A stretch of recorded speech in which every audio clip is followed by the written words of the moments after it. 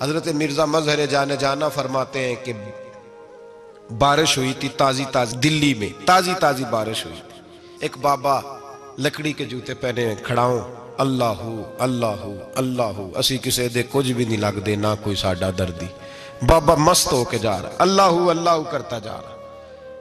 एक तवाइफ अपने कोठे से उतर के तो सीढ़ियों पे बैठी थी, साथ उसका यार भी बैठा था। बाबा अपनी मस्ती में जा रहा है तो बाबा जी के पैरों से कुछ मिट्टी उड़ी तो उस औरत के कपड़ों पे पड़ गई। परवाह ही नहीं, बुजुर्ग गुजर रहे। वो यार उसका दौड़ा हुआ आया, उसने आकर थप्पड़ मारा, का ख्याल नहीं सारे उसके कपड़े आलूदा कर दिए, तू किधर, तेरा दिमाग नहीं ठीक। बाबे ने नजर उठाई, का बेटे मैंने देखा नहीं, चल अल्लाह तेरा भला करे, तूने बदला ले लिया। बाबा जी चुप करके, वइज़ा ख़ातबहुमुल जाहिलून क़ालू सलामा, चुप करके गुजर गए। ठंड का मौसम था, बारिश ताज़ा हुई थी, हलवाई दूध काढ़ रहा था, उसने बिठाया बाबा जी को फट्टे पे, प्याला पकड़ा, दौड़ के आगे बढ़ा। बुजुर्ग आ गए, आइए बैठिए। दूध का गरम गरम प्याला शक्कर डाल के दिया। बाबा जी ने दूध पिया, फिर नजर झुकी, फिर रंग बदला। कहने लगे मालिक तू कितना बेनियाज है, कहीं थप्पड़ मरवाता है, कहीं दूध पिलाता है। तेरी बेनियाजी है ना, उधर थप्पड़ मरवाया, यहाँ दूध पिलाया, तू ही जानता है तेरे रंग क्या है। अभी बाबा वहीं बैठा था, दौड़े आए पीछे से लोग, शोर हुआ। बाबे को दबोच के वहां ले गए जहां उस नौजवान ने थप्पड़ मारा था। कहा तू अल्लाह का बंदा है, अल्लाह के बंदे बद्दुआ तो नहीं देते। हुआ क्या? कहा तूने बद्दुआ दी है? कहा नहीं दी, बात बताओ। कहने लगे उसने तुझे थप्पड़ मारा, छत पे चढ़ा है, पैर फिसला, गर्दन के बल गिरा, मनका टूट गया, मर गया, तूने बद्दुआ दी है। बाबा जी कहने लगे यार मैंने तो दूसरा लफ्ज भी नहीं कहा, भला हो कह के गुजरा हूं, मैंने नहीं बद्दुआ दी। का तूने दी है तभी तो मर गया। कहा नहीं दी। का बाबा तू बुजुर्ग आदमी है, सच बोल। तो बाबा जी कहने लगे सच सुनो। फिर मैं आ रहा था, मेरे पैरों से मिट्टी उड़ी, इसके यार के कपड़ों पे पड़ी, इसे बुरा लगा, इसने मुझे मारा। जब इसने मुझे मारा तो मैं कोई लवारस तो नहीं था, जब इसने मुझे मारा तो मैं कोई लवारस तो नहीं था। मुझे दुश्मनों न छेड़ो, मेरा है कोई जहां में, मैं अभी पुकार लूंगा, नहीं दूर है मदीना। इसने मुझे मारा तो मैं कोई लवारस था कि मेरा बदला कोई ना लेता। इसने मुझे मारा है तो मेरे यार को बुरा लगा तो उसने इसे मार दिया है, मेरी तो गलती कोई नहीं, यारों यारों का झगड़ा है, ये तो दोस्तों का झगड़ा है, ये तो यारों का झगड़ा है, कोई गलती नहीं मेरी, कोई गलती नहीं। खश खश जिन्ना कदर नहीं मेरा, ये मेरे साहब नू वड्याइयां, मैं ते गलियां दा रूड़ा कूड़ा, मैं गलियां दा रूड़ा कूड़ा, मैनू महल चढ़ाया है साइया, मैनू महल चढ़ाया है साइया। फरमाया इसने मुझे लवारस समझा था कि थप्पड़ मार के गुजर जाए, मेरा को पूछेगा ही नहीं। मेरे रसूल पाक अलैहिस्सलाम के बारे में रब फरमाते हैं अभी मैं तो तेरे हो तो वे काफिर को सजा नहीं देता कि तू मौजूद है। याद रखें, हजरत फुज़ैल बिन अय्याज फरमाते हैं एक जवान था, मस्जिद में आया, लोगों से कहने लगा रोटी खिलाओ, किसी ने तवज्जो ना की। उसने कहा मैं रब रब बताने वाला हूं, मेरी तरफ देखो तो सही। किसी शख्स ने ख्याल ही ना किया। फिर उसने कहा यार थोड़ा सोचो, नमाजियों से कहा, अहले इलाका से कहा, उन्होंने कहा तेरी तरह के बड़े दरवेश देखे। मस्जिद के मेहराब में वो रब करीम का बंदा इंतकाल कर गया। जब फौत हो गया ना, लोगों का मिजाज है, बीमार को दवाई नहीं देते, जनाजे पे वक्त पे पहुंच जाते। जब कोई गिर रहा होता है तो सहारा कोई नहीं देता, जब कोई गिर जाता है, टांग टूट जाती है तो तीमारदारी को जमाना पहुंच जाता है। और बुजुर्ग वो नौजवान अल्लाह का नेक बंदा मस्जिद के मेहराब में फौत हो गया। हजरत फुज़ैल इब्न अय्याज कहते हैं इमाम साहब ने ऐलान किया चंदा दो, कोई लावारिस फौत हो गया, कफन देना। चंदा इकट्ठा हुआ, कफन खरीदा, जनाजा पड़ा, इशा के बाद दफन करके आए। फजर की नमाज के लिए जब इमाम और मुअज्जिन मस्जिद में आए तो चीखे मारने लगे, तड़पने लगे, दूर दूर तक आवाजें फैल गई, दुनिया दौड़ी आई। क्या हुआ? कहने लगे वो जो तुमने कफन पहनाया था वो यहां पड़ा हुआ है, और देखो कफन पे तहरीर लिखी है। तहरीर क्या है? अर्श के मालिक ने फरमाया मेरे दोस्त ने रोटी मांगी, तुमने दी नहीं, उसने तुम्हें मेरे करीब करने के लिए अपनी तरफ तवज्जो कराई, तुमने की नहीं, और मेरा यार तुम्हारे कफन का मोहताज था, संभाल के रखो अपना कफन, मैंने उसे जन्नत का लिबास अता फरमा दिया, संभाल के रखो। ये कोई लावारिसों का टोला है? याद रखें, जो वारिस वाले हैं, वारिस वाले उनका रंग और है, जो मानने वाले हैं उनका मिजाज और है। अपनी जिंदगी लवारसों की तरह नहीं गुजारे, थोड़ा सा इधर गया था तो फिर थोड़ा सा इधर गया था तो थोड़ा सा, ये क्या बात हुई, ये क्या बात हुई। अपने आप को, अपनी निस्बत को, अपने अकीदे को मजबूत रखें। 1 इंच के लिए आला हजरत फाजिल बरेलवी रहमतुल्लाह अलैह के मकान की दीवार गिर गई। एक कोना मकान का, आप जानते हैं पुरानी दीवारें छोटी होती थी और बारिशों में अक्सर घरों की दीवारें गिरी हुई होती थी। एक साइड की दीवार गिर गई तो उस कोने में हिंदुओं का घर था। अब मिस्त्री साहब रात को आए, उनसे बात हुई तो कहने लगे सवेरे काम शुरू करूंगा। कहा 1-2 साहब ने कि हिंदुओं का घर साथ है और वो दुश्मन भी बड़े ज्यादा है, तो रात को ही हो जाए। कहने लगा जी नहीं, मेरी मजबूरी है, मजदूर कहाँ से लाऊंगा, बड़े मामलात है, सवेरे शुरू होगी। अब रात को मौलाना ज़फ़रुद्दीन बिहारी अलैहि रहमा कहते हैं बच्चे मदरसे के, बाकी सारे लोग, सबको जमा किया गया, चूंकि उस तरफ से थोड़ा खतरा था हिंदुओं की जानिब से। कहा जनाब ये बड़े दुश्मन है इस्लाम के, तो इस तरह करो कि 2-3 बच्चों की ड्यूटी लगाएं या कुछ लोगों की यहाँ रात को पहरा दिया जाए। ठंड भी बड़ी ज्यादा थी, खड़ा होना भी मुश्किल था। आला हजरत रहमतुल्लाह अलैह इशा की नमाज के बाद जल्दी उजरा खास में तशरीफ ले जाते थे। उस रात जब देखा ना बाहर शोर हो रहा है तो उसी तरह सर पे एक रुमाल लपेटा तो बाहर आ गए। कहने लगे क्या शोर है? कहा हुजूर सर्दी जरा ज्यादा है तो यहाँ किसी की ड्यूटी लगानी है पहरे की।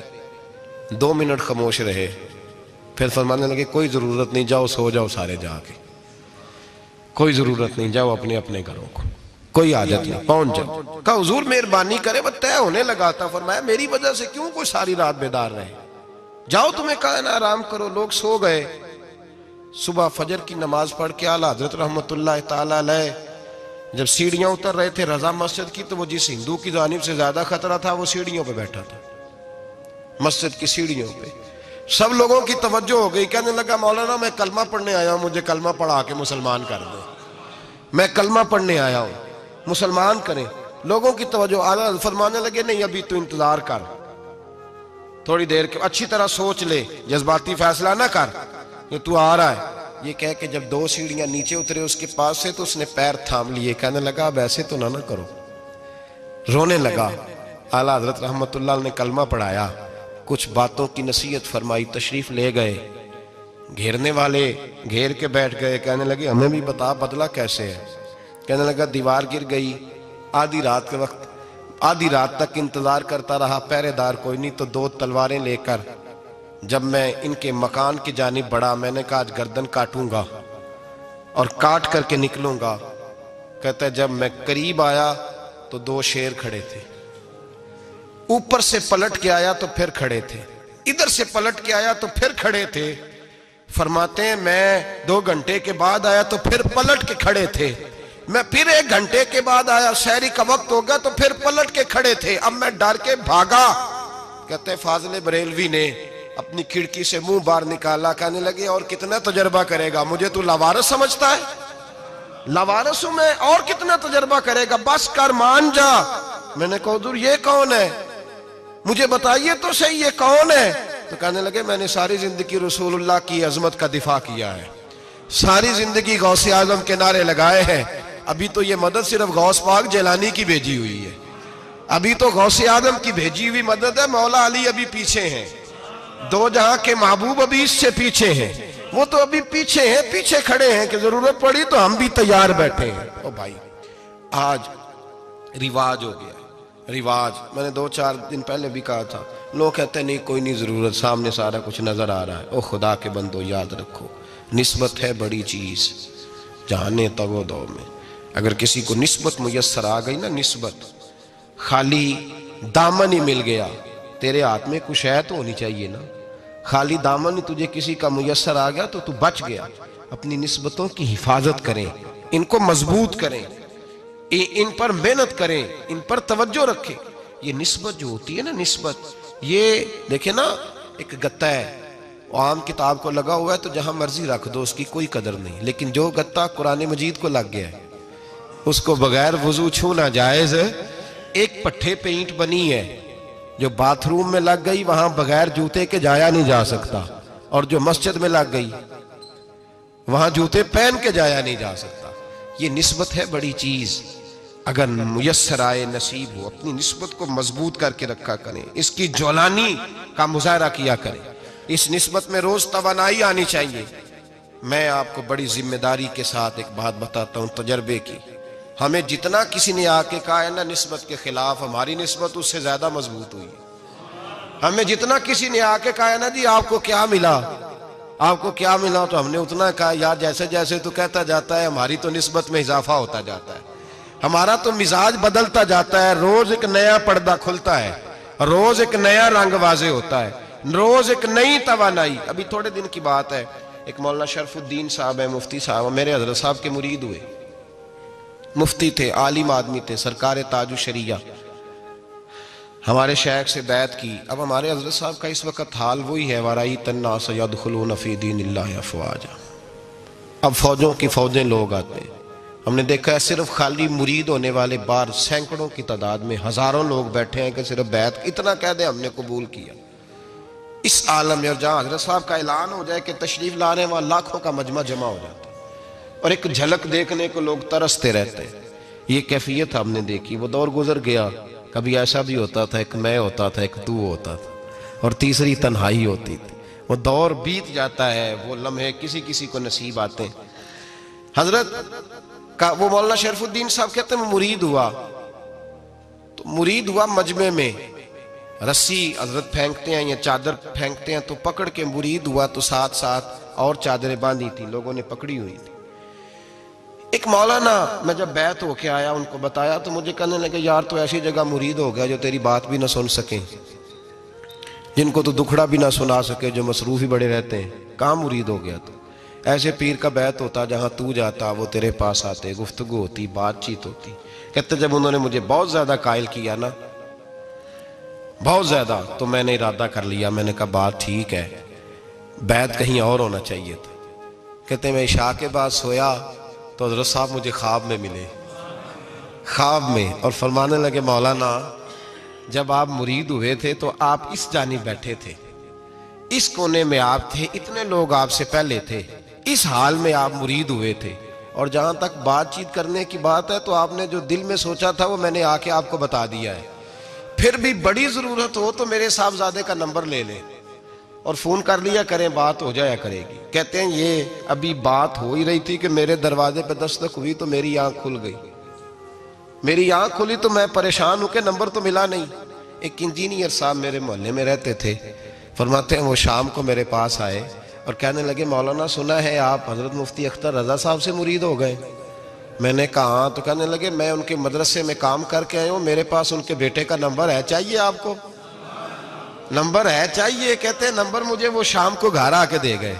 अब जब मैं आस्ताना नूर पे बरेली शरीफ मिलने के लिए हाजिर हुआ तो मेरे दिल में ख्याल आया, जब मैं अंदर गया ना तो मेरे दिल में ख्याल आया हुजूर ख्वाब जो आई थी इतनी भी जल्दी क्या है, जरा ठहर जाइए, आप मिले जो थे तो साहब नंबर भी दे ही जाते। मेरे दिल में ख्याल आया तो अस्सलाम वालेकुम के बाद हजरत कहने लगे मौलाना मुझे तो जल्दी कोई नहीं थी, आपके दरवाजे पे दस्तक हो गई थी, मुझे तो कोई जल्दी नहीं थी, आपका दरवाजा बजने लगा था, मुझे तो जल्दी कोई नहीं थी लौटने की। हर मुश्किल दी कुंजी यारो हाथ मर्दां दे आई, और मर्द नजर करे जिस वेले मुश्किल रहे ना काई।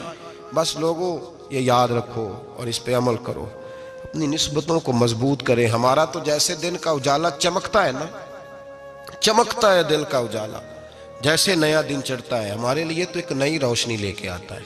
अपने आप को बेदार रखें। सूरज अगर बाहर पूरा निकल आए ना तो जो आदमी आंखें जोर से बंद कर ले उसे कोई शय नजर नहीं आती, पूरा सूरज निकला हुआ भी हो। सूरज उसे नजर आएगा जिसकी अपनी आंखें भी खुली होंगी। तो आंखें ही नहीं खोल रहे, तो आंखें ही नहीं खोल रहे, आंखें, ये शिकवा आंखें ना खोलने का है, आंखें ही नहीं खोल रहे तो सूरज कैसे नजर आएगा। बात जरा सख्त है पर चलो आप मेरे अजीज हैं, कर जाता हूँ। मुल्ला रूमी रहमतुल्लाह ताला अलैह फरमाते मुझसे एक शख्स ने कहा कि नबी पाक सल्लल्लाहु ताला अलैहि वसल्लम अगर सिराजम मुनीरा है तो नजर क्यों नहीं आते? तो मैंने कहा उल्लू अगर आंखें बंद कर ले तो उसे कोई शय नजर नहीं आती, आंखें बंद कर ले तो उसे कोई शय नजर, तो आंखें तो खोलना, आंखें खोल। यहाँ मैं अपने कमरे में यूं पर्दा आगे करके लाइट बंद करके बाहर शोर मचाऊं, सूरज कोई नहीं, सूरज कोई नहीं, तो मुझे कोई बंदा कहेगा पागल, इस तरह कर, बाहर निकल, इधर आ तुझे दिखाऊं सूरज है कि नहीं, तेरी तो अपनी आंखें बंद है। इकबाल कहते हैं दिले बीना भी कर खुदा से तलब, आंख का नूर दिल का नूर नहीं, अंदर की आंखें खोल, अंदर इतना अंधेरा है तो बाहर कैसे नजर आएगा। तो लोग आंख ही नहीं खोलते, दाएं बाएं देखते रहते हैं। निस्बत को मजबूत करें। रब तो फरमाता है हबीब तू मौजूद है तो मैं काफिर को भी अजाब नहीं देता। अब यहाँ खालस निस्बत का बयान है, खालिस। ये नहीं फरमाया कि हबीब इनके अमल अच्छे हैं तो मैं अजाब नहीं देता। ये नहीं फरमाया कि हबीब यहाँ खाना काबा है तो मैं अजाब नहीं देता। निस्बत की बात फरमाई, निस्बत की।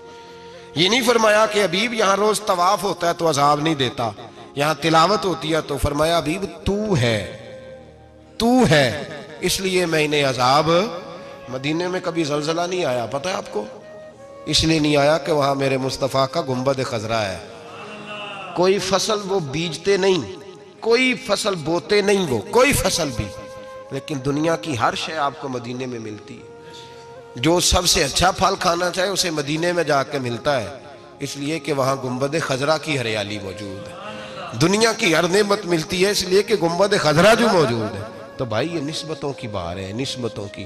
पुरानी उम्मतों में जब कोई गुनाह करता था तो दरवाजे पे लिखा होता था सवेरे, मेरे हबीब ने दुआ फरमाई मौला ये मेरे हैं इन्हें रुसवा न करना, ऐ अल्लाह मेरे हैं इन्हें रुसवा न करना।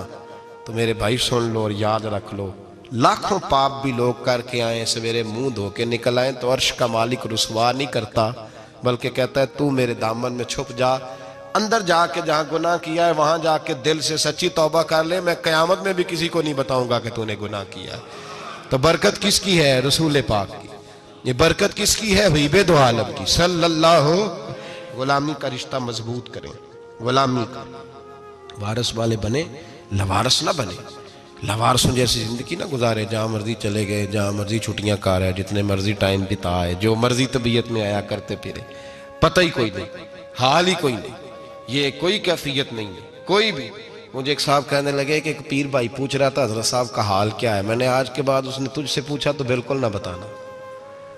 वो कैसा बेटा है, वो कैसा बेटा है जो पड़ोसियों से दाएं बाएं लोगों से हाल पूछता है, उसे पता ही नहीं, उसे खबर ही नहीं, उसे तो लम्हे लम्हे की खबर होनी चाहिए, उसे तो मिनट मिनट का पता होना चाहिए था। वो उसने किस तरह की निस्बत रखी हुई है जिसको हम सायों से पूछने पड़ता है जरा पता करके बताना हाल क्या है। तू किधर था भाई, इतनी देर हो गई, तूने हाल भी किसी और से पता कराना है। मैंने कहा उसको कहना आज के बाद हाल पूछना हुआ तो खत लिखे, मैं भी जवाब लिख दूंगा, बात खत्म हो गई। जब दूर दूर जो रहना है तो ठीक है, फिर इस तरह ना तो खुदा है ना मेरा इश्क फरिश्तों जैसा, दोनों इंसान है तो फिर क्यों इतने हिजाबों में मिले। और उसने कहा था अब कि हम बिछड़े तो शायद कभी ख्वाबों में मिले, जैसे सूखे हुए फूल किताबों में मिले। ऐसा काम न करें कि वो अंदाज ही बदल जाए, अपने आप को, अपनी निस्बतों को मजबूत करें। अल्लाह तबारक व तआला से दुआ और इल्तिजा है कि अल्लाह करीम हमें निस्बतों की मजबूती अता फरमाए, और अल्लाह तबारक व तआला हमें ये तौफीक दे कि हम समझ जाएं इस बात को कि असल बात है क्या, और असल की मजबूती कितनी ज़रूरी है, असल तक पहुँचना कितना ज़रूरी है। और ये भी याद रखें, अम्मा जब नाराज़ होती है ना, जब अम्मा नाराज़ होती है तो कहती है बस निकल जाती, फटाफट निकल जाती, दौड़ जा, कोई ताल्लुक नहीं। अब्बा भी कहता है आज आया तो टांगे तोड़ दूंगा, हाल ही कोई नहीं। और वही बेटा जाके 2 मिनट पैरों में बैठता है, कहता है अम्मा तुझे पता ही नहीं मैं कितनी टेंशन में था। तो वही अम्मा बाहर निकल के पहले बढ़ के मार रही होती है, हद कर दूंगी, फिर वही अम्मा कहती है बड़ा परेशान है बेचारा। ये कैफियत है, अपने आप को सही करें, अपनी निस्बतों को मजबूत करें, अहकामात पे अमल करें, महबूब की गुलामी तगड़ी करें। ये जो सुस्तियाँ हैं, कोताहियाँ, इनको दूर करें। जिंदगी का लुत्फ आता ही तब है जब आप पूरे तौर पर अपने आप को चाको चौबंद करते हैं। अगर थोड़ा कर लिया, थोड़ा छोड़ दिया, 1 पढ़ ली, 3 रह गई, 3 पढ़ ली, 2 रह गई, ये लुत्फ नहीं है, ये जायका नहीं है। अपने आप को मजबूत करें और पूरा मजबूत करें, पूरी अपने अंदर जो है वो जौलानी निस्बत की पैदा करें। बस ये दुआ करें अल्लाह जब तक जिंदा रखे गुलामी में रखे, और मारे तो गुलामों जैसी मौत अता फरमाए।